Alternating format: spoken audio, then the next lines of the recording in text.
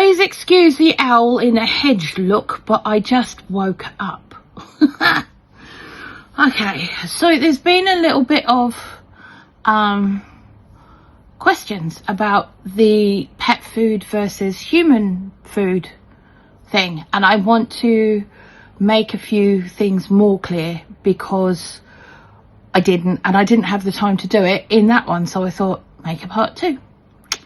So in the 80s, we here in the UK ended up with 2 epidemics, one of mad cow disease and number 2 of foot and mouth. So all of those animals and any herds that were found to have 1 or 2 animals that had those diseases in them were destroyed. Okay, so there was a lot of upset, and some farmers never ever recovered, and unfortunately are no longer with us due to their own depression about the whole thing and trauma. Because of that, the UK government at the time decided that they were going to change the food standards law. Up until then, me, who'd grown up in the middle of Cardiganshire in Wales, used to watch farmers first thing in the morning driving dead animals to the local pet food factory. Now, they can't do that anymore because the animals have to be able to be tracked to source. The animals have to be tracked to source, and you have to know what they've died of. If you've just found a dead animal in the field, what's expected now is that you just burn it or bury it, one or the other.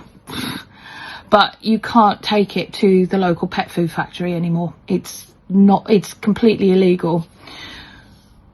But because they knew that little old ladies and homeless people were actually buying pet food, tinned pet food at the time, or, you know, pet mints and stuff like that, because they were doing it really tough. No different to these days, can I just say?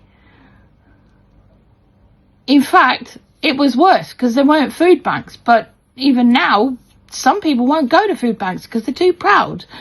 The point is, it was made so that the law stated that pet food had to be fit for human consumption. And to be fit for human consumption in this country, there is a lot of laws that it's got to go through and be okay with. One of them's labelling laws, and the other one is fit for purpose and fit for human consumption, basically. There are manufacturing rules, there are sourcing rules, there are rules about the quality of what is going into that product. Pet food has to be fit for human consumption here in the UK.